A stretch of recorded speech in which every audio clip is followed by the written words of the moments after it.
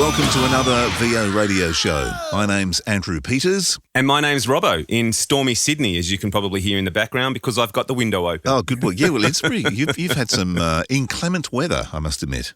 Yeah, it's been raining cats and dogs for about the last 3 weeks, but that's okay. It's good for the veggie patch. Indeed. Well, I tell you what, I was in LA talking about rain, and the day I arrived was one of the biggest storms they've had on record. They had a month's worth of rain in about 3 hours. Yeah, although rainfall in LA, it probably only needs to be a few millimetres to be massive, right? Well, it was, but it was. It was huge. It was really huge. In fact, I was lucky to the plane landed because soon after I got there in the morning. I think they closed LAX in the afternoon because it was just... Wow. It was full on storm. Yeah. Like sinkholes, 40-foot sinkholes in roads and stuff, cars going down holes. Wow. Yeah. Anyway, enough of So tell us, besides getting wet, what were you doing over there? Well, I was over there doing some work for Real-Time Casting, which is my other online business, and just having meetings there and looking for partnerships, but also took the time to catch up with a few people and including my agent over there, which I did think was a bit of a disaster, but it obviously wasn't because I just booked a gig this morning. So there you go. But I also caught up with a couple of other people there. One in particular was Nick Tate, who many people in the industry would know here in Australia as a well-known actor. But also in the US, he's known very well as a voiceover guy. In fact, one of the big movie trailer voices from the 90s. So we had a long chat and we were talking about how the industry has changed, and he was saying, back in the 90s, well, the five guys in a limo, but there were a few others, were making some serious coin. I mean, they just owned the territory. And the other thing, of course, is he's from the old school where you worked and you played golf. You played golf in the morning, your pager went off, your agent saying, are you available next week? These days, of course, you have to be sitting in front of a microphone. Yeah, you need your Harlan Hogan kit sitting in the golf buggy almost. Well, that's exactly right. In fact, this is really interesting because I also was in Tasmania last week, and on Sunday the phone rang and it was my agent in Sydney saying she had an urgent job. Was I home? And I said, no, I'm not, but I do have my Harlan Hogan in the car, which I could have set up in the car and actually recorded from there, or even jumped on Source Connect now, like we are at the moment, and beam straight in. But there's still that fear. I don't know what that fear is, but it's still there. Yeah, I think it still comes back to that technology thing. Do you reckon? It's that, or is it something else? Look, I think it's probably a bit of both. To go back to your original point, I find the same thing with production work. Like, I'm finding more and more where people would ring and say, look, we're editing at the moment. Next week or the week after, we're going to have some OMFs. We need you to mix, whatever. And, as you point out, you would say, sure, not a problem. You'd whack it in the diary and away you'd go. These days, an email turns up saying, hey, Robbo, here's a link to an OMF. I need it back by the morning. So there's two things that come from that from me. And the first one is that there's obviously some acceptance of technology becoming better and faster and more efficient. But when it comes to recording voiceover, I think there's a little bit of standoff there. I think there's still a little bit, unless you're standing in a room that's got padded walls and a glass window looking into the control room, then you're not really doing a voiceover. You know what I mean? Yeah. I think we're halfway there is probably what I'm trying to say, and it probably comes back to that glass half full thing is we're halfway there, but I don't think we've tipped it all the way over the line in terms of professional voiceover. It's almost like there's a bit of hypocrisy. I mean, everyone's happy for you to do things really quickly. Like if you're, can you send us a sample of something? Can you do this really quickly now? That's cool. But then when it's like, okay, we've got the session. Oh no, we need you to come in for that. It's like, well, yeah. Yes, it's odd. And it was also interesting because I sent you a file because I have been, as we've done on previous podcasts, we've talked about the different road cases and we tested the eyeball. We did the Harlan Hogan Porta Booth Pro. I used various microphones, all that kind of stuff. In the end, in LA, I took the that JZ, which had, as it turned out, too much bottom end for being stuck in a very small space like the Harlan Hogan. Yep. So I changed microphones to the little Microtech Cafel, the little 930, which is notoriously toppy, not nasty, not crackly, but has a lot of top end. And that seemed to balance out the bottom end that you get from the Harlan Hogan. And I sent that to you and I said, what do you think? And your reply was? No, my reply was that it actually sounded very close to what you were putting out of your studio. Yeah, which is really interesting. If you put them side by side, not a lot of difference. No, and that was really interesting. And I'd sent an email to Harlan Hogan to express my my result, and he's going to come on the show in the next couple of weeks. But cool. It was about, the whole thing was selecting the right microphone, the mic placement, and all the other bits and pieces. And I was in a really, really ambient room, wooden floor, 12-foot ceilings, glass everywhere, nothing on the walls. So I used a bath towel on my head and I put a pillow on my lap to stop reflection off the floor. Yeah, right. There you go. And that's worked its little butt off. Yeah. So I'm interested to know, after your conversation with Nick, what his thoughts were on the industry at the moment and where it might be heading. Did he have much to say about it? Well, we didn't really talk about the industry like now. We talked about how it used to be. I do know he likes to play golf, and I know he doesn't sit in his house waiting for the phone to ring in front of his microphone, which is, and then you got that other thing. It's like, well, should we all be just sitting here waiting? Yeah, well, I think that's becoming the game. Or at least being prepared, I think, is becoming part of the game. Yeah. I certainly haven't lost any work because I wasn't sort of in inverted commas ready to go. But, I can imagine that one day soon it's going to be, we've just had this edit signed off. The client's expecting it back in the next 2 hours. I can see that time coming. Yeah. I really can because the world's speeding up. It's exponential. Everyone's expecting that everything else is going to speed up. But, like making wine, some good things take time. Yeah. And look, I don't have a problem with saying, okay, I'm available between these hours. I'll be here, or at least within 20 minutes or half an hour away from the studio. So if you've got something urgent, I can get back and do it. And I'm also happy, like last night I had a script arrive.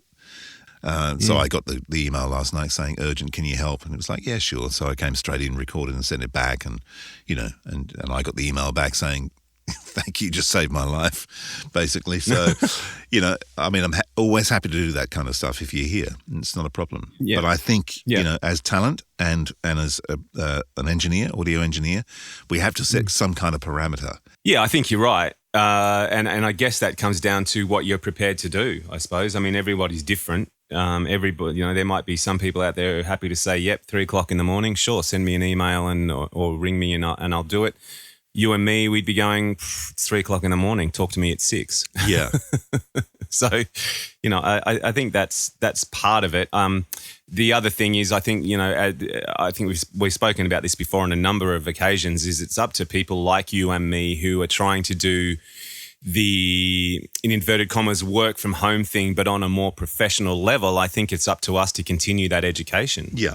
Too, is sort of like, okay, this is what we can do. This is how it's better than what you're doing now, but there are still limitations to it, Yeah. But those limitations are much broader than the limitations of having to book a recording studio between 7:30 in the morning and 7:00 at night.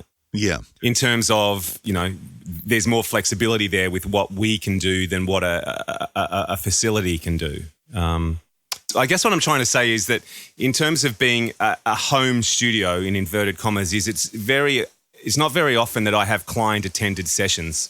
So the flexibility that I have is that if someone rings me while I'm doing a mix for something and says, look, we've got Andrew Peters, we need him to pick up a line, which we need you to drop into a mix you did for us yesterday, I have the flexibility to say, well, look, I'll stop what I'm doing for 15 minutes, get Andrew to call me on Source Connect, I'll record him, I'll drop it in and I'll bounce it out and I'll send it off to you, and then I can move back to what I was doing. Whereas in a rigid recording studio these days, that's not possible because you have clients and creatives sitting there, they're paying for the time, whereas I just stop my clock for that client, start my clock for that client, stop it again and move back to what I was doing. That's the flexibility that I have as opposed to a recording studio. And I'm sure for you as a voiceover, there are certain flexibilities that you have outside of having to go to from studio to studio to studio all day. Yeah, it's true. But the other interesting thing is kind of on the same subject. When I was away, which I forgot to mention earlier, I met with two major US agents, both New York and LA based. One was telling me that they want people to come in to audition. The other one told me, if you don't have a home studio, we're not interested. Right. Wow. So it was like both sides of the spectrum there.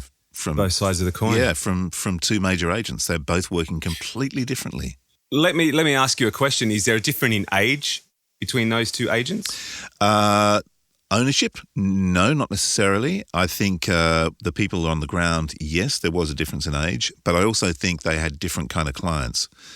Right. The one that liked people to come in had more actors, in inverted commas, where the other one was more your announcer kind of promo guy. In fact, that's more their business, I think, the promos, imaging, that kind of stuff. But it was interesting. I mean, that's the two different sides of the business there. Yeah.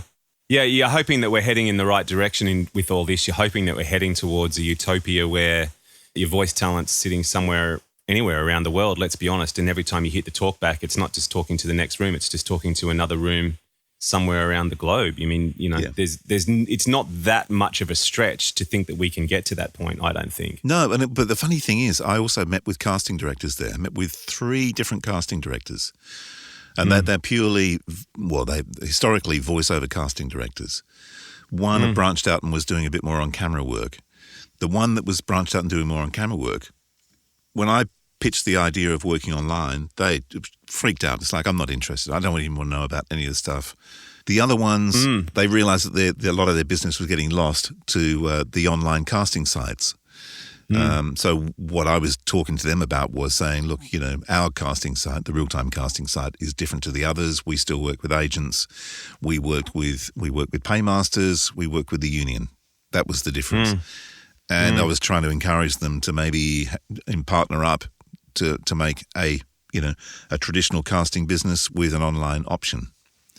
Yeah. We'll see how that plays out, but that's kind of the future. There's going to be people who have got a budget who want to bring in 3 actors and sit there for a half a day and direct them through a casting. And there's going to be other clients who are just like, give me an option of 5 different people. Let me have a listen.